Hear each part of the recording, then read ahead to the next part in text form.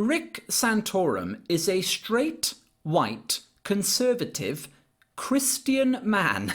Wait! Wait! Wait! That proves it. Oh, Rick, what were you thinking? You can't be those things. I mean, you might as well walk around covered in children's blood every day. So, he's already a leper. A third of the country is gunning for this fella before he's even opened his mouth. But he did. He opened his mouth.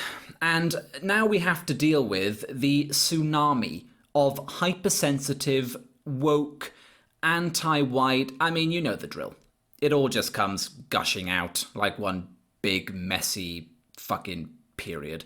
So, let's review what he said first. It concerns the origin of the United States. I'm going to agree in places, disagree in others. But your job, dear viewer, is to identify the triggering. Okay? What specifically is inspiring the mob to light their torches and polish their pitchforks? Sound good? Yes, sir! I don't know of any other country in the world that was settled predominantly by people who were coming to practice their faith. They came here because they were not allowed to practice their particular faith in their own country, and so they came here mostly from Europe, and they set up a country that was based on Judeo-Christian principles. When I say Judeo-Christian, the Mosaic laws, 10 Commandments, and the teachings of Jesus Christ. The morals and teachings of Jesus Christ. That's what our founding documents are based upon. Okay, so there's some confusion here. The founding documents of the United States are secular.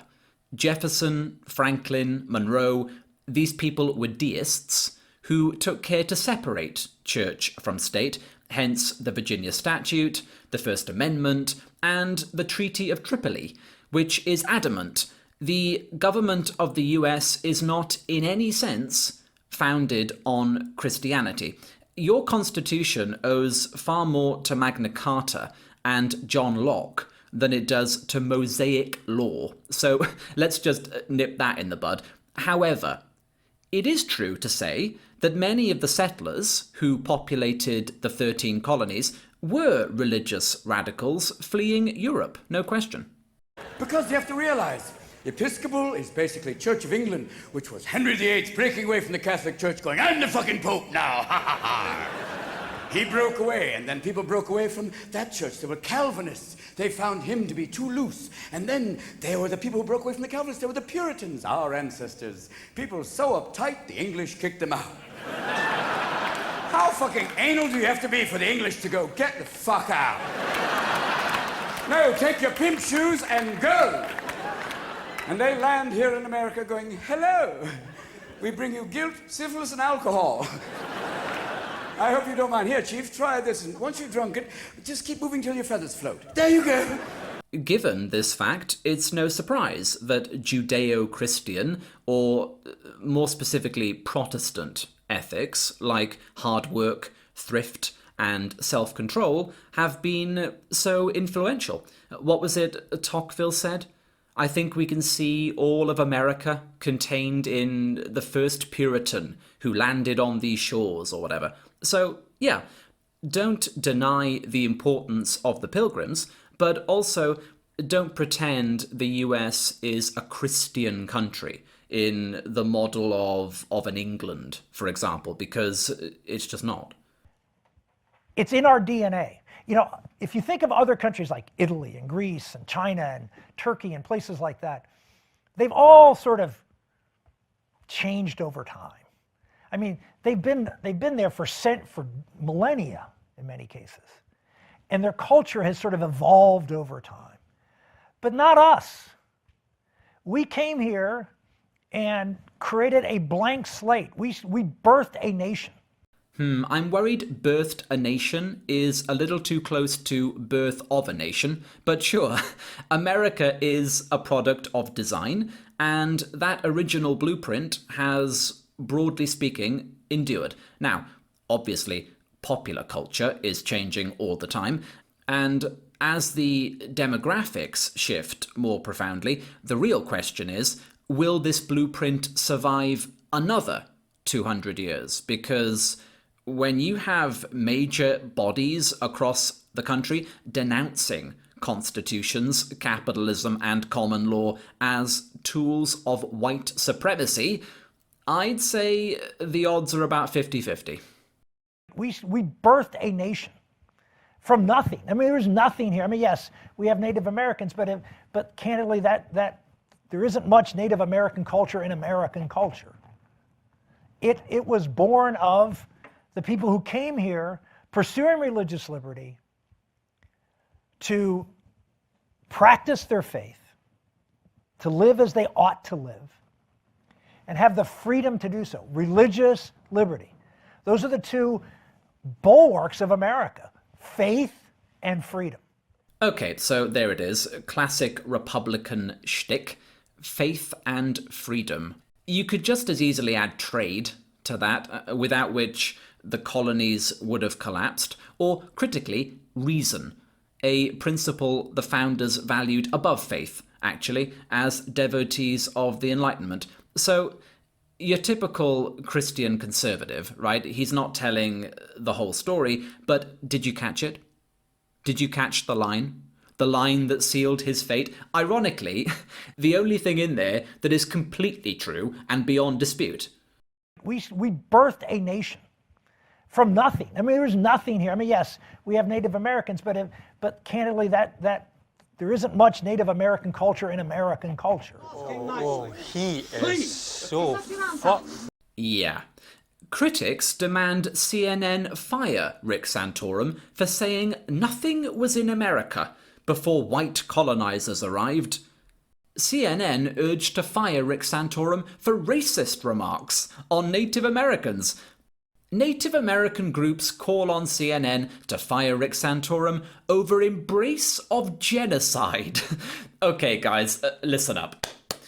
It's time to kick these hysterical pussies out of America. Get the fuck out! I just can't take all this mamby-pamby boo-hooing about the bloody Indians. The preferred term is... You won, all right? You came in and you killed them and you took their land. That's what conquering nations do. That's what Caesar did. And he's not going around saying, I came, I conquered, I felt really bad about it. The history of the world is not people making friends. You had better weapons and you massacred them. End of story. Maybe it's the syphilis talking, but some of that made sense. It all made sense. It made perfect sense. I mean, why are we talking about Native Americans? Santorum gave a 60-minute speech on the origin of the US where, as I've indicated, there's all sorts you might want to correct or take issue with. So why does everybody latch onto this one insignificant remark? I'll tell you why.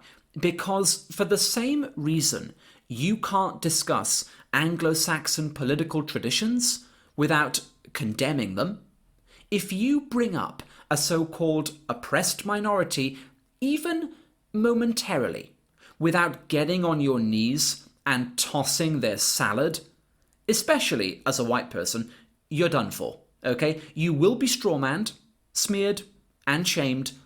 All roads must lead to fuck America and fuck whites.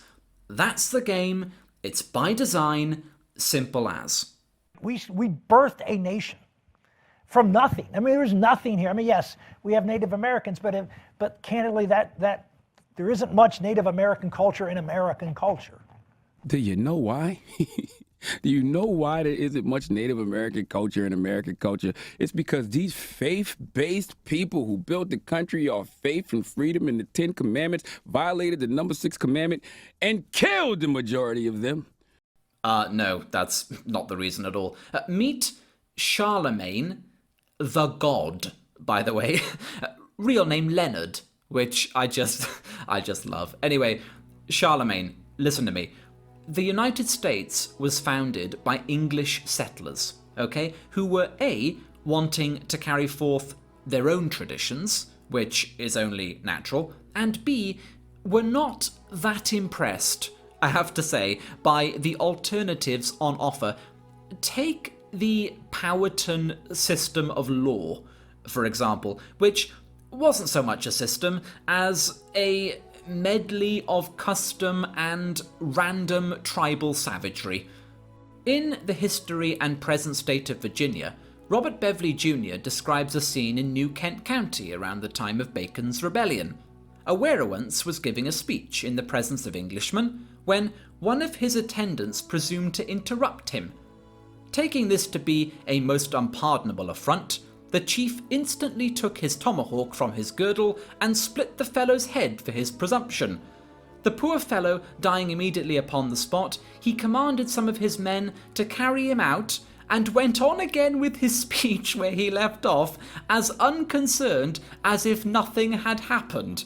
So, picture that, yeah? Donald Trump giving a press conference, Jim Acosta of CNN interrupts, ba-doom, tomahawk straight to the head. Now, as funny as that might be for all of 10 seconds, I think we'd rather prioritize a culture of individual rights, judicial precedent, and due process. If it's all the same to you, Leonard.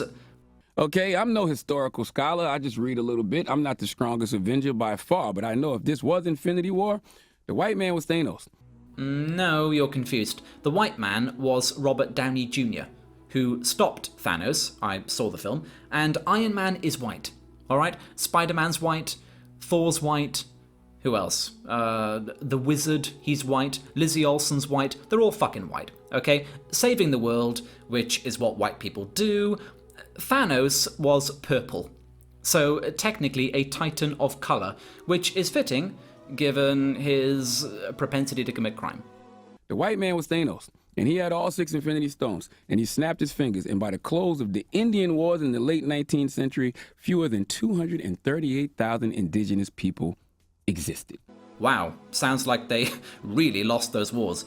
What point are you making? Now, all I have is a high school diploma from Berkeley High School in Mounts Corner, South Carolina. I graduated in night school, so my math isn't the best. But 238,000 is a sharp decline from the estimated 5 to 15 million indigenous people who lived in North America when that bum-ass, trash-ass Columbus sailed the ocean blue in 1492. Racial genocide, all right? No, it's not all right. What are you talking about? But I did like the little off-the-cuff ode to Columbus there. What was that? Bum-ass... When that bum-ass, trash-ass Columbus sailed the ocean blue in 1492. Yeah, go and say that to his face, Leonard. I know he's been dead 500 years. But when we do invent time travel, and by we I mean white people, go back to 1490, say that to his face, and live stream the result. Yeah? Because I think that would be fun for everybody. I'm not a bad guy, Mr. Columbus. I'm not a bad guy. Racial genocide. First of all, why is the United States getting blamed for Christopher Columbus, who was an Italian commissioned by the Spanish? But I guess we just tot all that up to white people in the Americas. Doesn't matter that they represent utterly separate cultures. We're at constant war with each other and treated the people they encountered differently depending on how they in turn were received. Nope, that's way too much effort. Can't we just skip straight to fuck whites? Because that's kind of what I'm about. Racial genocide. Secondly, no one disputes that up to 90% of the population decline you cited is due to the unintentional transmission of infectious disease. Smallpox a bitch. What do you want from us? Oh, a vaccine? Okay then. Enter Edward Jenner, 1796, English doctor, whose serum was purchased by the then president, Thomas Jefferson, in 1801 and distributed amongst the native tribes. Why would he do that if the goal were genocide? Only asking. Racial genocide. And thirdly, war is not genocide. Napoleon marched across Europe for a decade, killing millions of people, civilian and soldier alike. We don't call that genocide. That was conquest, and typical in every part of the world up until about 1945. All right, I mean, what do you think the Native Americans were doing for millennia before white people showed up? Playing tennis? No matter what your legends say, you didn't sprout from the plains like the spring grasses, and you didn't coalesce out of the ether. You came out of the Minnesota woodlands, armed to the teeth, and set upon your fellow man. You massacred the Kiowa, the Omaha, the Ponca, the Oto, and the Pawnee without mercy. And yet you claim the Black Hills as a private preserve bequeathed to you by the Great Spirit. And who gave us the guns and powder to kill our enemies? And who traded weapons to the Chippewa and others who drove us from our home? Chief Sitting Bull, the proposition that you were a peaceable people before the appearance of the white man is the most fanciful legend of all. You were killing each other for hundreds of moons before the first white stepped foot on this continent. You conquered those tribes, lusting for their game and their lands, just as we have now conquered you for no less noble a cause. This is your story of my people. This is the truth, not legend. I mean, this is just obvious. Grow up. Leonard, let's see if somebody else... Trevor Noah, can you fare any better? We birthed a nation from nothing. I mean, there's nothing here. I mean, yes, we have Native Americans, but candidly, that there isn't much Native American culture in American culture. Yeah, guys, I hate to admit it, but Rick Santorum is right. From Tallahassee to the Mojave Desert, from Chappaqua to Chattanooga, there's no trace of Native American culture anywhere in America. Apparently not. Do you know the difference between not much and not any? Trevor, we're well aware of the place names, thank you. We're well aware of the sports teams, which, ironically, people like you want renamed and kicked out of the culture for being racist. But this hardly denotes earth-shattering influence, does it? And besides, the guy was clearly speaking in a political context. He cited the founding documents, but way to follow the plot. Imagine getting beat up by your own straw man. Has that ever happened before? I mean, if anything, Native Americans should be grateful. Because before Santorum's forefathers got here, what did they have? They had nothing. They didn't have smallpox, they didn't have obesity, they didn't have unemployment, they didn't have drug addiction. Basically, life sucked. Okay, Trevor, I hope you're sitting down for this, because I know it's going to be hard for you to hear. The English did not come to America for the benefit of the natives. They did it to further their own interests, liberty, wealth, discovery, adventure. I mean, it's like he hasn't even seen Pocahontas. There's a whole number about it. All of my life I have searched for a land like this one. You know how it goes. Now, as it turns out, our civilization has provided considerable benefit to all peoples over the centuries, and I love the little sarcastic shopping list he pulled together there. They wouldn't have smallpox. Yeah, well, we wouldn't have syphilis, so they gave as good as they got there. And then, what, obesity, drugs, and unemployment. As if you can pin their decision to become fat and jobless junkies on the United States. Fucking scandalous. If that's the game, though, here's a couple of other things you can add to the list. They wouldn't have cameras, for one. They wouldn't have cell phones. They wouldn't have iPods. They wouldn't have medicine. They wouldn't have capitalism. They wouldn't have planes. They wouldn't have trains. They wouldn't... I'm going to have to stop now because we'll be here all night. Basically, anything that's not a spear or a piece of corn, they wouldn't have, all right?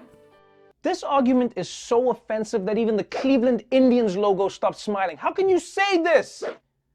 Oh no, there was nothing before we got... You know who Santorum is like? He's like that guy that shows up to a party late going, oh yeah, let's get this party started. No, my man.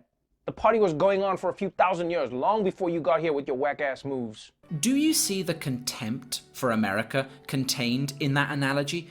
He just described Western civilization as whack-ass, which I think means stupid. I'm not sure, but thankfully, I could look it up on the internet.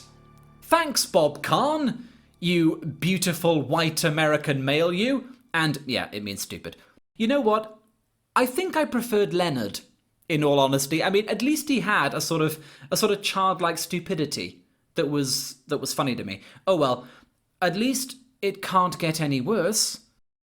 This goes to Rick Santorum for saying that indigenous people were savages, pretty much is what you said. Fuck yourself. Where do you think you get your government from? The indigenous people of Turtle Island. This is Turtle Island, you white trash. Get the fuck off our land. You should go back to Europe. ASAP. Get the fuck from off our land ASAP. Because let me tell you motherfuckers something. You don't belong here. You're an illegal. You Europeans came here illegally. Fucking bye. Goodbye. Get the fuck off Turtle Island, bitch. We don't want you here, you trash. Fucking white. Wow. And this has been a public service announcement by the Don't Do Drugs campaign. You know, I was listening to that and thinking, imagine if she got her wish. Imagine if every European just left America and came home. What would that look like? What the fuck would that... Have you seen I Am Legend? The continent would be a dust bowl inside of 6 weeks. Fuck yourself. Where do you think you get your government from? The indigenous people of Turtle Island. Now, I want to end on this because as bitter and deranged as this person is, at least she addressed the point Santorum made. Leonard, remember, said there's no Native American culture because they were exterminated, which is ridiculous. Trevor said there is Native American culture and it's apolitical, which is irrelevant, but this little bundle of joy and maize actually said, no, your system of government, we gave you that. And she's not alone in this belief. I mean, the entire idea for the US Constitution is based on the Iroquois Confederacy. But, yeah. How about this scumbag? He's the reason I stopped watching CNN. A few minor points here for Rick the Dick. It was the Iroquois Confederacy that was used as the model for our federalism. They were the only democracy in the world at the time and had the 3 branches we copied. Dear Rick, you have an open invite to enroll in my high school US history class because you are in dire need of a refresher course. For one, I can teach you about the Iroquois. We learn about that in the first unit. This is such a pervasive and desperate lie. I may do a whole video on it because there's so much to unpack. The US Congress, for God's sake, has endorsed it as a valid historical perspective, and yet it's so untrue that even PolitiFact, which is no right-wing enterprise by any means, came out a few years ago and was like, yeah, you need to stop saying this, guys, because it's pathetic. So let me know if you'd like a deep dive on that. But in the meantime, here is a quick rebuttal in the form of a book review published by Victor Davis Hanson, who is a historian at Stanford, I believe. Man's worst offense in this regard comes in his concluding coda in which he resurrects one of the oldest of noble savage Indian myths, that the Iroquois League provided the colonists with a model of limited government and personal autonomy. This is historical nonsense. The Iroquois had no written laws, formal institutions and offices codified in law, notions of citizenship, transparent procedures for fair elections, or anything remotely resembling a constitution. That the first Americans, knowledgeable of the 2,000-year-old tradition of classical republics and confederations referred to many times in The Federalist, should turn to what Benjamin Franklin called ignorant savages for inspiration is incredible. Nor would early Americans, schooled in the traditions of ordered liberty stretching back to Runnymede and Thermopylae, need the example of Indians any more than the Republican Romans needed the Germans to show them how to be politically free. Oh, snap! The fact is, the colonies were very much an outpost of English culture, and by 1776 had harnessed that tradition in combination with Enlightenment values to create something truly unique on that continent. Santorum is right about that, and he's right to be proud of it. Now, I'm sure you can point to a smidgen of indigenous influence here and there. It's only natural given the close proximity of both peoples, but America's core philosophy is European. And to claim otherwise is just retarded. I'm sorry. So, to sum up, Indians, right? I've got no beef with you. Okay? As far as I'm concerned, you fought bravely and kept your honor, Boromir style. In fact, you get one of those funerals where we fire the arrow into the boat and it flames up before going over the waterfall or whatever. So, enjoy that. And I hope your descendants will enjoy the new world and contribute to its success. But do not pretend you were genocided, and do not pretend like the political traditions of the United States are based upon your culture, or I will send you to bed without Kinnikinnick. That's all. I was furious watching the interview in my office. I cannot believe the first words out of his mouth weren't, "I'm sorry, I said something ignorant, I need to learn about the history of this country." No contrition, didn't talk about, the suffering that Native Americans have had to deal with in this country. It was, Rick Santorum, really? Did he actually think it was a good idea for him to come on television and try to whitewash the whitewash that he whitewashed? It was horrible.